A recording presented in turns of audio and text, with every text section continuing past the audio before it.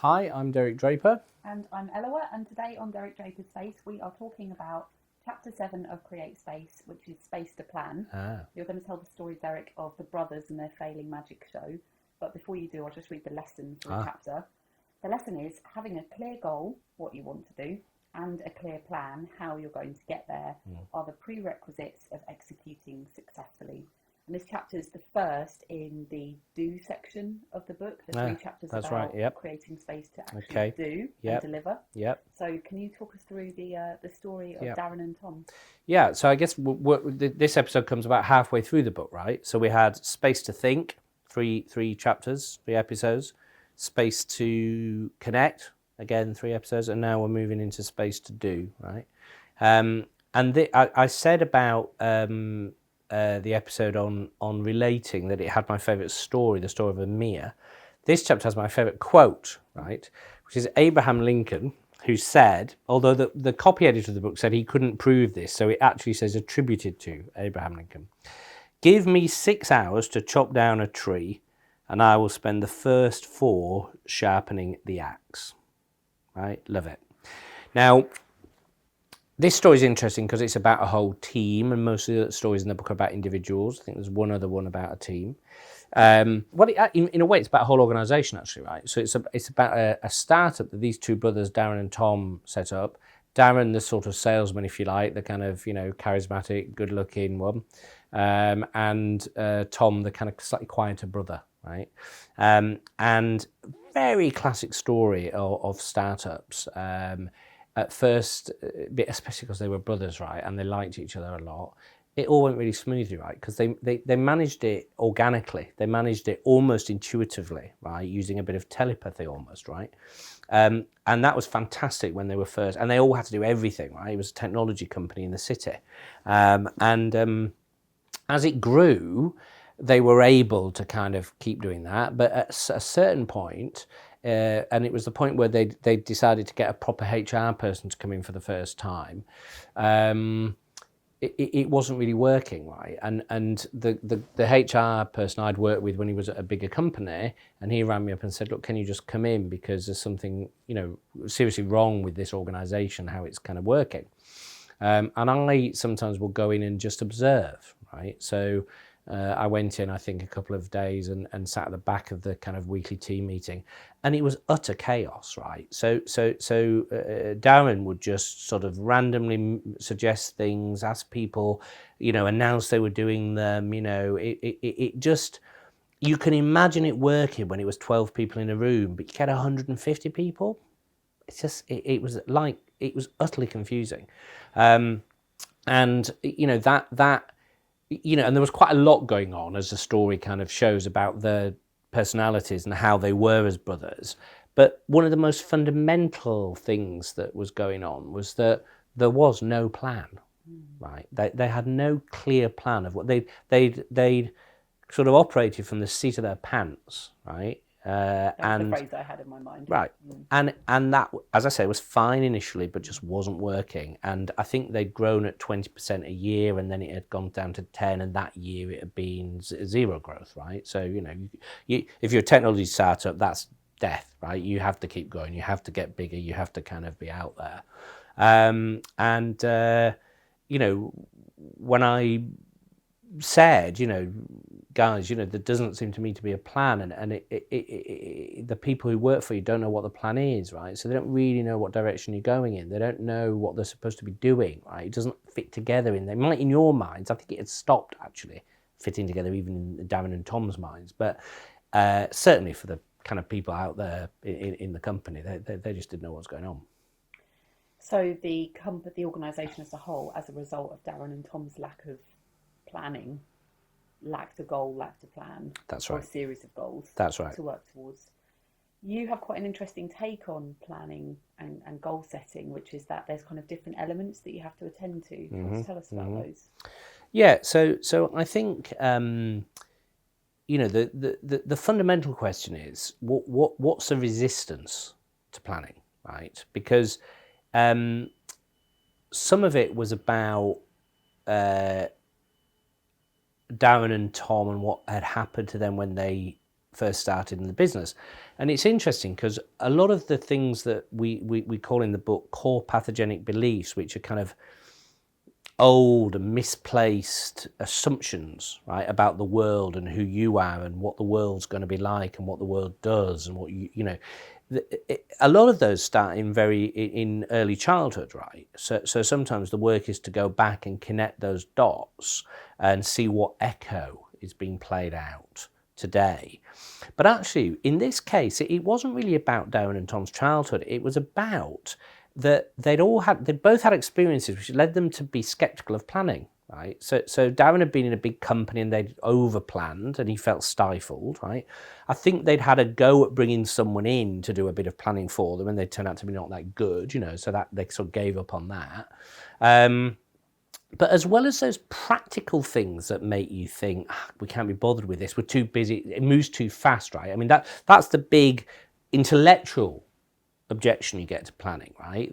Especially now, everything's changing, everything's been disruptive. It's a VUCA world. I can never remember what it is. Do you know what it is? I do. Go on. Volatile, right. Uncertain, yep. Complex, and ambiguous. Okay, right. Doesn't sound so good, right? Why bother planning, right? Again, you just need to be agile. You just need to be responsive. You just need to. That's right. And leading me to another great quote in the book, which is from Dwight Eisenhower, who ran D-Day, right? And I imagine there was some planning involved. And, I bet he thought that there would be disruption and chaos and all sorts of unexpected things happening on D-Day, but he still planned, right? And what he says is, in preparing for battle, I have always found that plans are useless, but planning is indispensable. So, when people say, well, we're just going to be agile, it's like, well, from where to where? Right? So that notion that you have a plan, even though you might have to change it, review it, right? And maybe the world speeded up a bit, and so you might have to do that more quickly than in the 1950s, say, right, or the 1970s. But it doesn't alter the fact that you kind of need a plan to begin with, because you kind of, it's like going on a journey, right? You've got to have a map and know where your next step is, even if you then decide to veer off and go to the beach, right, or go and visit another village. It doesn't work unless you're at least starting with a sense of where you're going, especially if you're in a leadership position, because everyone else is looking to you and say, well, where are you going? Because we're supposed to follow you, right? It's followers, leaders, followers, right? These are from the sense of in the ancient times, right? When a leader will be saying, right, we're going over that hill, and we'll say, well, we put our trust in you, so we're going to follow you over that hill. Leader said, well, I've not got a plan or a goal or anything. I don't know where we're going, right? We're just going to adapt to the environment. What would ever happen? So anyway, right. But you're quite passionate about this. I am very interested. You see, a lot of you prefer the part of the book on relationships and connecting. Right? I prefer this part when we get into the doing. Right? I know all the other stuff is important as well. So there are intellectual objections to planning, right, which I'm not sure bear much scrutiny. But there are also psychological objections to planning, right? And this, I think, is what really lies underneath those other objections, right? So, I mean, and there's three key ones, I think. And the first one is, well,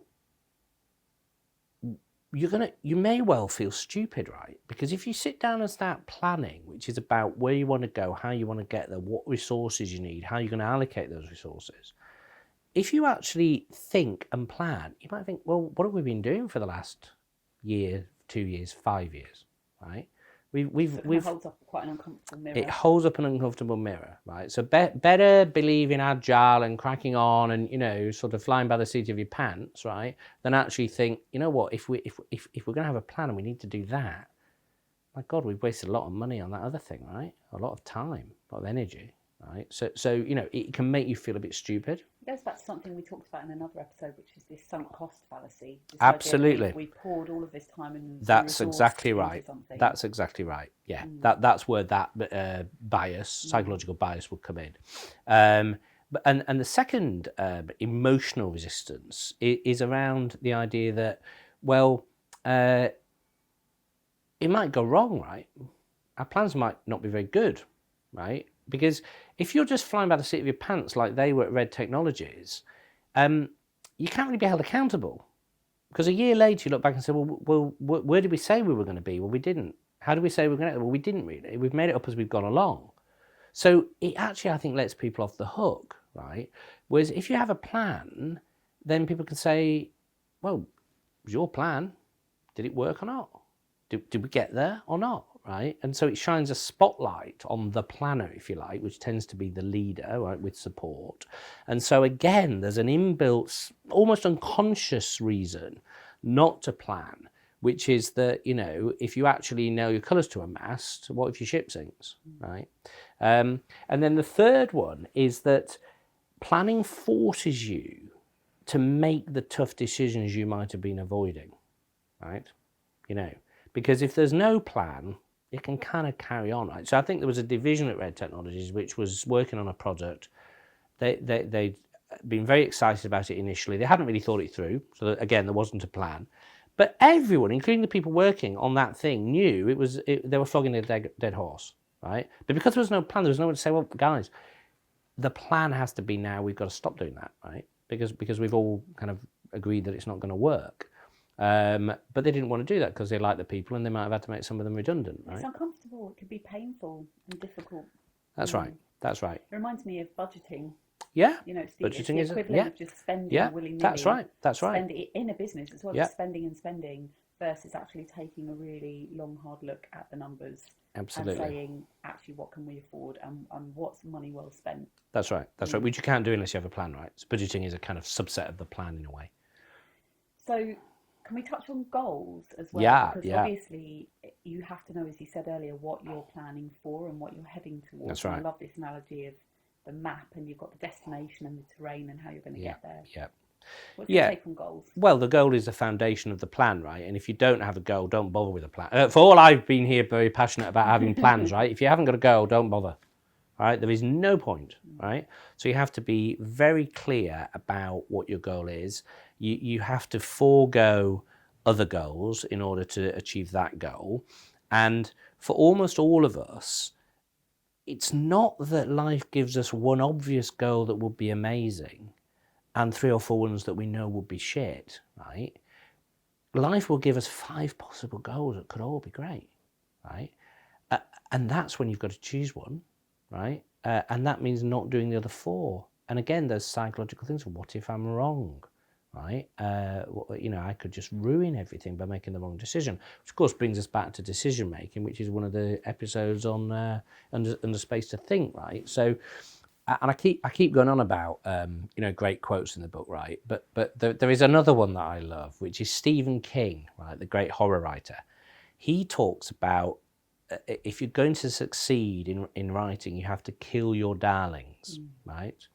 And what he doesn't mean is like kill them as in, you know, the plot, you know, they get murdered unexpectedly or, you know, dramatically. He means kill them in the sense of getting them out of the book.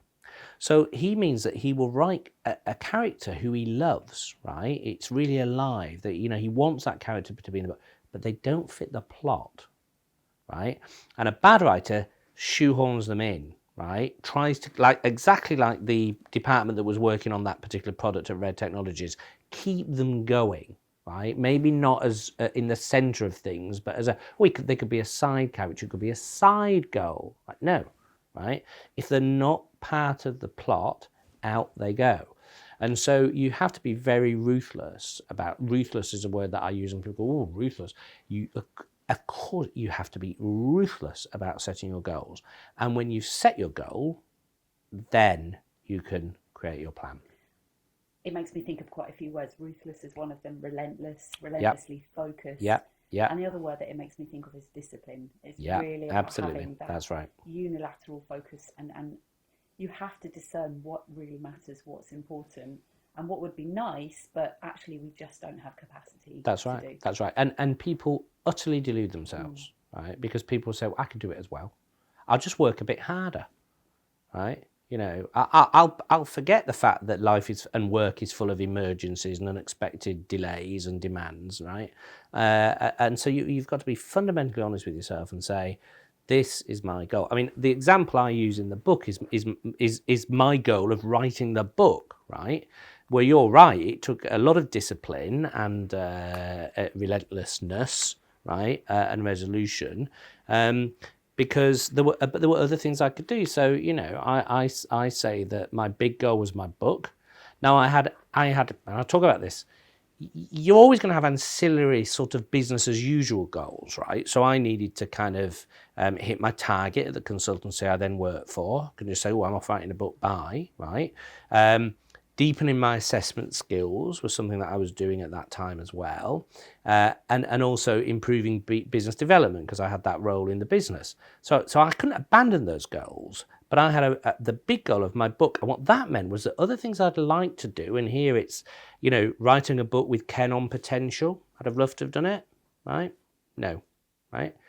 Becoming a coaching supervisor, well, I could fit that in. It's only a few calls and some, you know, like 4 hours a week or something. No, that had to go. And setting up an office in Moscow, where I'd done quite a lot of work, right? Would have loved to have done it, had to go, right? So that's an example of how ruthless I was, which is the only reason we're sitting here talking about it, right? Otherwise, it would have been, if I'd spread myself, there would be no book. The lesson is, it works.